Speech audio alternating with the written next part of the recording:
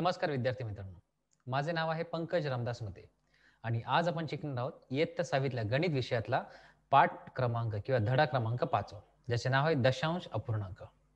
आता या पाठातला आपण पुढचा भाग या व्हिडिओमध्ये आपण पाहूया.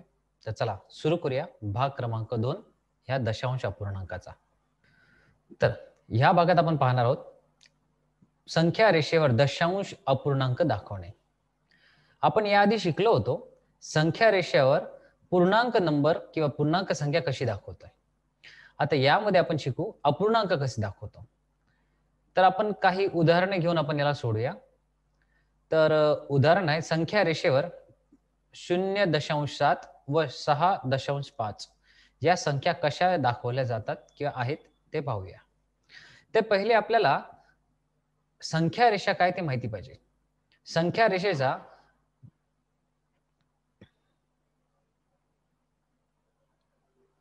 तर पहिले आपल्याला संख्या रेषा काय आहे ते माहिती पाहिजे. संख्या रेषा म्हणजे ज्याच्या बरोबर मधोमध 0 हा संख्या किंवा अंक असतो, तो असतो याचा आरंभ बिंदू आणि उजवीकडे आपल्या सगळ्या धनसंख्या आणि डावीकडे आपल्या ऋण संख्या. तसेच आपण जर म्हणायला गेलो तर 0 किंवा 0.7 आणि 6.5 ह्या सगळ्या धनसंख्या आल्या. मग आपण इथे एक मोजपट्टीने एक रेषा काढूया.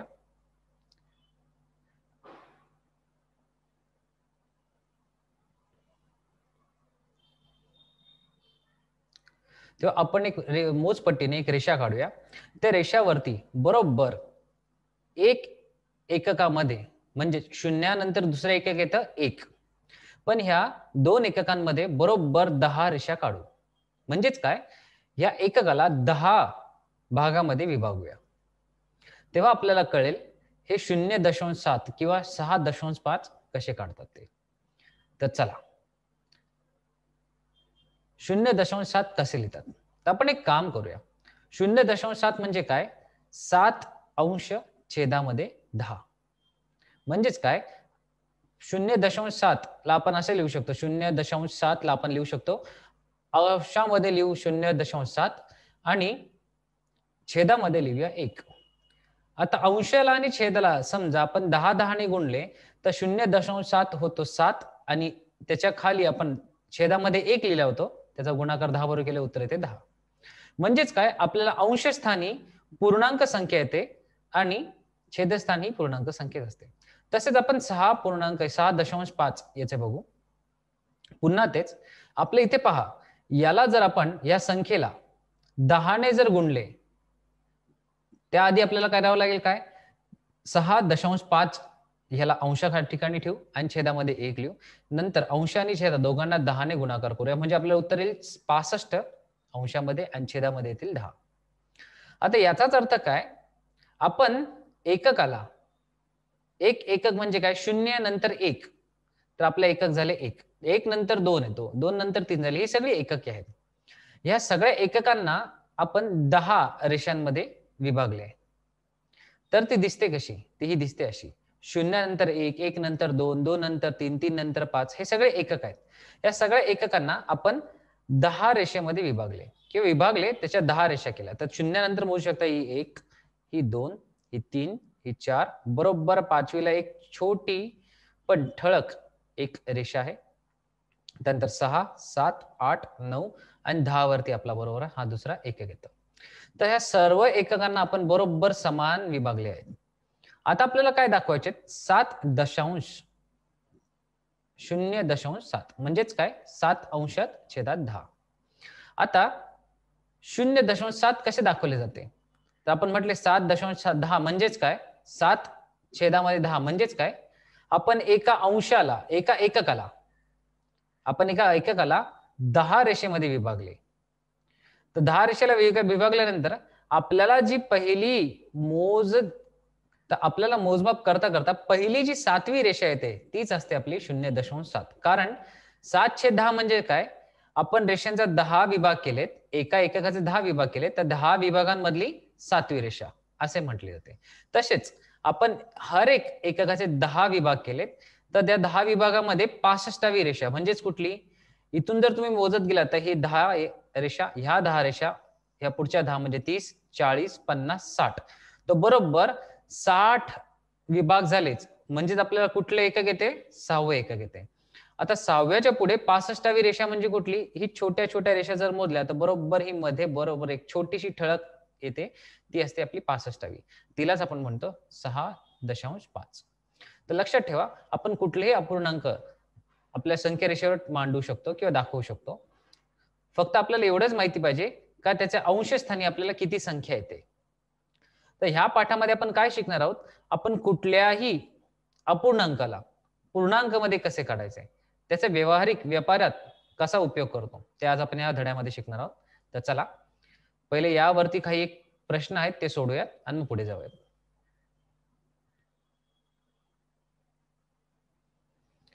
आता खाली उदाहरण आहेत.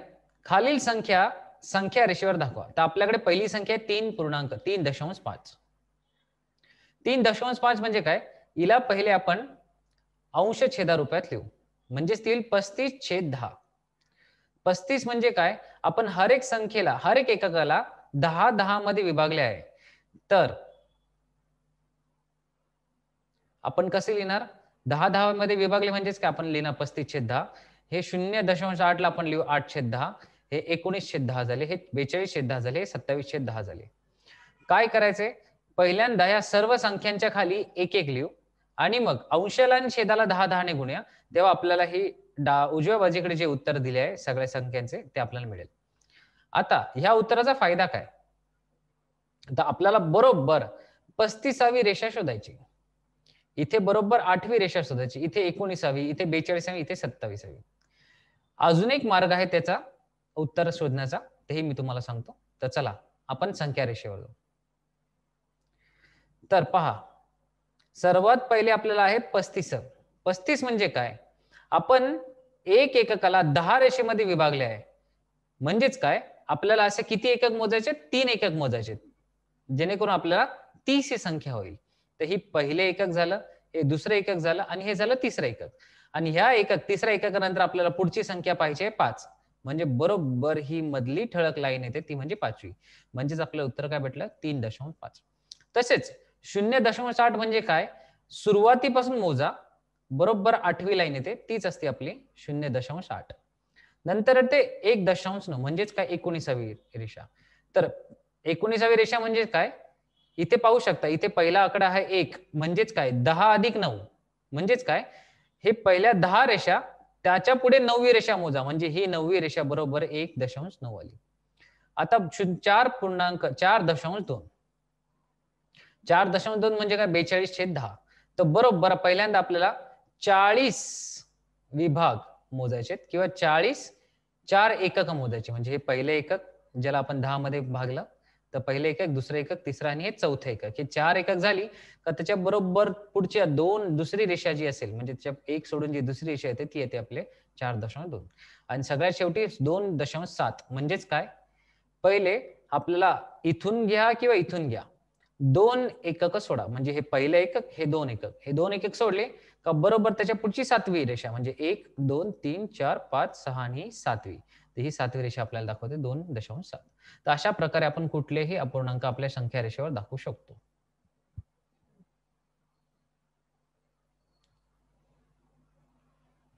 आता चला या पुढच्या भागात आपण पाहू व्यवहारी अपूर्णांकाचे दशांश अपूर्णांकात रूपांतर. पहिले नियम समजून घेऊ आपण कसे व्यवहारी अपूर्णांकांचे दशांश अपूर्णांकात रूपांतर करतो. व्यवहारी अपूर्णांकाचा छेद 10 किंवा 100 असेल तर तो दशांश अपूर्णांकाच्या रूपात लिहिता येतो. म्हणजेच काय? कुठल्याही अंकाच्या छेदामध्ये 10 किंवा 100 जर असतील तर आपण त्याला अपूर्णांकात दशांश अपूर्णांकात लिहू शकतो. म्हणजेच कसे? 1/2 आहे तर आपल्याला छेदामध्ये किती पाहिजे? 10 किंवा 100. तर 10 काढू शकतो. म्हणजेच काय? आपण अंशाला आणि छेदाला जर 5 ने गुणले तर बरोबर छेदामध्ये 10 येते. आता जर 10 येते तर आपलं उत्तर येते 5/10. आता 5/10 ला कसे लिहितो? तर लक्षात ठेवा, इथे जितके शून्य आहेत ना तितके शून्य आपल्याला मोजायचे. तर इथे शून्य आहेत 1. तर आपल्याला बरोबर उजवीकडून डावीकडे मोजत जायचे. तर उजवीकडून जी पहिली संख्या येते त्याच्या पुढे एक दशांश टाकायचा किंवा ठेवायचा. म्हणजेच काय, आपली इथे शून्य किती आहेत? एक शून्य आहे. तर इथे काय करायचं, वरच्या अंशामध्ये जी संख्या आहे, जितक्या संख्या आहेत, तर त्या संख्येला उजवीकडून डावीकडे मोजत जायचंय. तर आपल्याला किती शून्य आहेत? एक शून्य आहे. तर उजवीकडून डावीकडे जाताना एक उडी मारा किंवा एक संख्या सोडा. म्हणजे 5 ही संख्या सोडली तर त्याच्या पुढे आपल्याला काय लिहायचं आहे? दशांश. म्हणजे आपलं उत्तर येतं 0.5 असे. तर ही असते संख्या, म्हणजेच ही आपण अपूर्णांकाचे दशांश अपूर्णांकात रूपांतर लिहू शकतो. आता दुसरे 1/4. तर 4चे आपण 10 करू शकतो का 100 करू शकतो? 10 करणे म्हणजे 2.5 किंवा 2.5 ने गुणणे. त्याऐवजी आपण 100 करू शकतो. म्हणजेच काय, 25 ने जर गुणले. 25 ने जर गुणायचं असेल तर आपल्याला अंशाला आणि छेदाला दोन्हीकडे गुणावे लागते. तर गुणल्यानंतर आपलं उत्तर ते 25/100, कारण 25 गुणिले 4 म्हणजे 100 येते. आता 100 आले तर मी म्हटल्याप्रमाणे काय करायचंय, आपल्याकडे शून्य किती आहेत? 2 शून्य आहेत. तर अंशातले 2 संख्या सोडून त्याच्या डाव्या बाजूला आपल्याला काय, एक दशांशाचं चिन्ह आपल्याला ठेवायचं. म्हणजेच काय, ही पहिली संख्या, ही दुसरी संख्या. तर ह्या 2 संख्या सोडून पुढे आपल्याला एक दशांशाचे चिन्ह ठेवले. तर आपलं उत्तर भेटले 0.25. तर अशा प्रकारे आपण दशांश अपूर्णांकात रूपांतर केले. आता अजून एक संख्या घेऊया, 2/5. तर आपण 5चे 10 मध्ये किंवा 100 मध्ये रूपांतर करू शकतो. तर काय करावं लागेल, 5चे 10 मध्ये करायचं तर 2 ने गुणूया. म्हणजे अंशाला आणि छेदाला जर 2 ने गुणले तर आपलं उत्तर आले 4/10. आता 4/10 ला मी म्हटले, जर आपल्याकडे खाली छेदामध्ये जर 1 शून्य असेल तर अंशातल्या एका आकड्याच्या डाव्या बाजूला आपण दशांश चिन्ह ठेवूया. म्हणजे आपलं उत्तर आहे 0.4. तर अशा प्रकारे आपण कुठल्याही अपूर्णांकाचे दशांश अपूर्णांकात रूपांतर करू शकतो. आता ह्या भागामध्ये, या पूर्ण भागामध्ये किंवा ह्या पूर्ण धड्यामध्ये येणारे आपले हे जे रूपांतर आहे, हे आपल्याला लक्षात ठेवावे लागणार आहे. कारण येत्या पुढच्या इयत्तांमध्ये किंवा तुम्ही महाविद्यालयात जाल किंवा त्यापुढे मोठे झाल्यानंतर आपण कुठलेही आर्थिक व्यवहार करू, तेव्हा ह्या सर्व रूपांतराचे आपल्याला ज्ञान किंवा माहिती असणे आवश्यक आहे. तेव्हा ह्या सर्वांचा तुम्ही नीट अभ्यास करा. तर पहा, जर अंशस्थानी छेदस्थानातील शून्यांपेक्षा जास्त अंक असतील, अंशस्थानी छेदस्थानापेक्षा जास्त शून्य असतील, तर उजवीकडून शून्यांच्या संख्या इतके अंक सोडून त्याआधी दशांश चिन्ह लिहावे लागते. म्हणजेच काय, आपल्याकडे अंशस्थानी छेदापेक्षा जास्त शून्य आहेत. म्हणजेच काय, आपण पाहूया, आपण पकडूया 100 अंशस्थानी आहेत आणि छेदस्थानी 10 आहेत. तर काय करायचे, तर उजवीकडून शून्यांच्या संख्या इतकडेच अंक सोडून त्याआधी दशांश चिन्ह लिहा. म्हणजे छेदामध्ये किती आपल्याकडे शून्य आहेत? 1 शून्य आहे. तर अंशामध्ये आपल्याला पाहायचे, उजवीकडून डावीकडे जाताना एक संख्या सोडून त्याच्या पुढे दशांश चिन्ह आपल्याला लिहायचं आहे. म्हणजेच काय, 100/10 आहे, तर 10 मध्ये किती शून्य आहेत? 1 शून्य आहे. तर वरच्या 100 मध्ये उजवीकडून आपल्याला एक संख्या सोडायची, म्हणजे एक शून्य सोडला त्याच्या पुढे एक दशांश लिहा, म्हणजे आपलं उत्तर येते बरोबर 10. आता काही उदाहरणे घेऊया. तर आपण पाहूया, 723/10 आहे. तर आपल्याकडे इथे शून्य किती आहेत? एक शून्य आहे. तर ह्या संख्येकडून उजवीकडून आपल्याकडे डावीकडे जायचंय, तर उजवीकडची एक संख्या सोडून त्याच्या पुढे दशांश चिन्ह लिहा, तर आपल्याला भेटते 72.3. तर अशा प्रकारे आपल्याला सोडवायचे आहेत हे गणिते. आता अजून 2 उदाहरणं पाहूया. पुढची संख्या आहे 51,250 छेद 100. तर छेदामध्ये किती शून्य आहेत? 2 शून्य आहेत. तर बरोबर अंशस्थानातले 2 उजवीकडची संख्या सोडा आणि त्याच्या पुढे बरोबर एक दशांश चिन्ह लिहा. तर आपल्याला उत्तर भेटते 512.50. पुढचे आहे 5138. छेदामध्ये आहेत 1000. तर इथे छेदामध्ये शून्य किती आहेत? 3 शून्य आहेत. तर आपण बरोबर उजवीकडून डावीकडे 3 संख्या शोधत जावा. 3 संख्या शोधत गेल्यानंतर तिसऱ्या संख्येच्या पुढे आपल्याला दशांश चिन्ह ठेवायचे, म्हणजे आपल्याला उत्तर भेटेल 5.138. तर असे बरेच नियम आहेत. तर आपण एक एक पाहूया. तर हा झाला पहिला. आता जाऊया दुसऱ्या नियमाकडे. दुसरा नियम आहे, अंशस्थानी छेदस्थानातील शून्य इतकेच अंक असतील, म्हणजे अंशाकडे आणि छेदाकडे दोघांकडे समानच आपले शून्य आहेत, तर अंशस्थानाच्या संख्येच्या आधी दशांश चिन्ह देऊन पूर्णांकाच्या जागी शून्य लिहावे. म्हणजेच काय, आपल्याला अंशस्थानाच्या संख्येच्या आधी दशांश चिन्ह द्यायचे आणि पूर्णांकाच्या आधी शून्य लिहावे. आता याला समजायचं असेल तर आपण उदाहरण घेऊ. समजूया. पहिले उदाहरण आहे 7/10. तर 7/10 कसं लिहू? तर आपल्याकडे 0, 1 आहे. तर बरोबर या पूर्णांकाच्या पुढे 1 दशांश ठेवा, म्हणजे आपलं उत्तर येते 0.7. आता इथे 54/100 आहे. तर इथे किती छेदामध्ये किती शून्य आहेत? 2 शून्य आहेत. तर अंशातले बरोबर 2 संख्येच्या पुढे आपल्याला हे दशांशाचं चिन्ह लिहायचं आहे. आता हे 725 छेदामध्ये 1000. तर आपल्या इकडे 3 शून्य आहेत. तर बरोबर 3 संख्या सोडून त्याच्या पुढे लिहायचं आहे दशांश चिन्ह. तर आपण उत्तर लिहिलं 0.725. तर अशा प्रकारे आपल्याकडे जितके शून्य असतील तितके शून्य वरती शून्यांचे आकडे मोजा किंवा संख्या मोजा, तितक्याच संख्या आपल्या अंशस्थानाच्या पुढे आपल्याला न्यायच्यात. म्हणजे उजवीकडून आपल्याला डावीकडे जायचंय आणि बरोबर त्या स्थानापुढे आपल्याला दशांश स्थानाचं किंवा दशांशाचं चिन्ह आपल्याला लिहायचंय.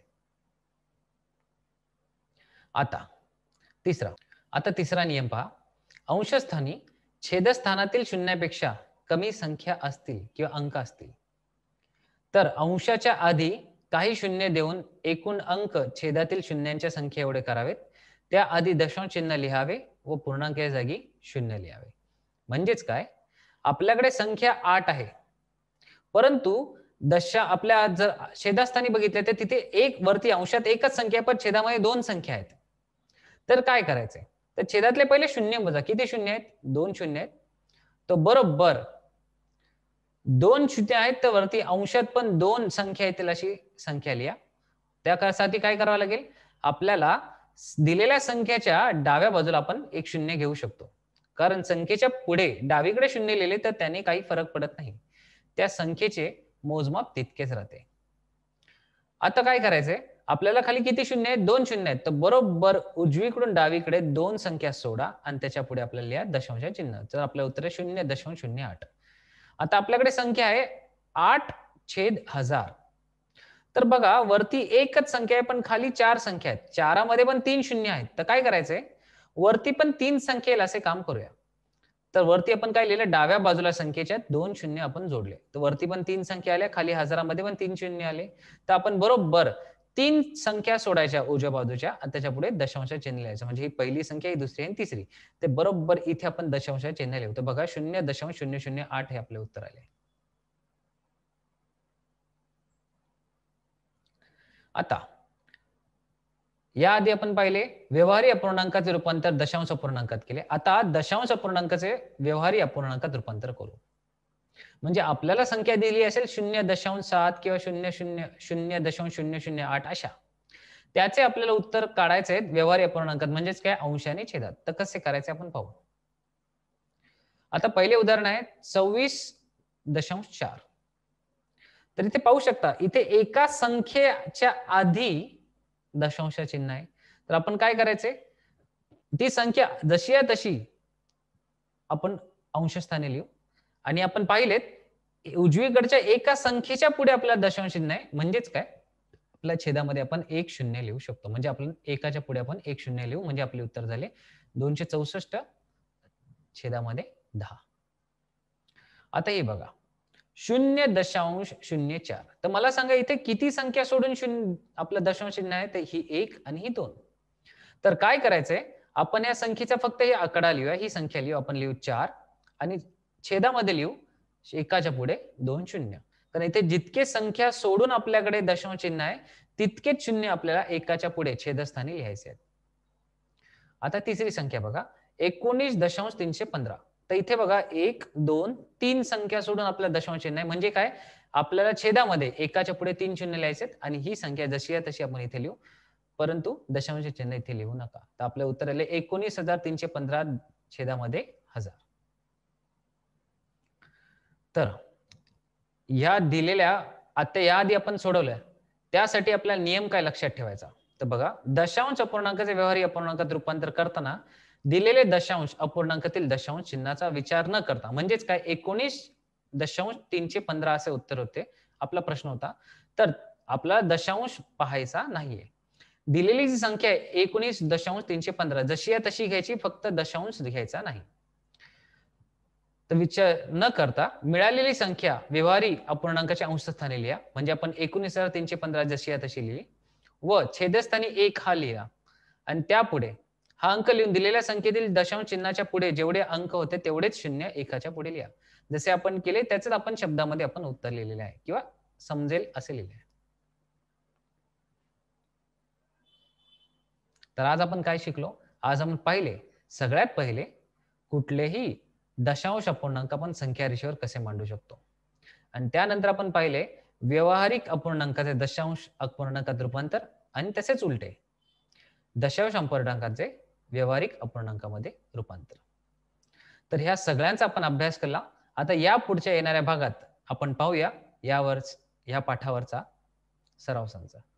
तोपर्यंत धन्यवाद.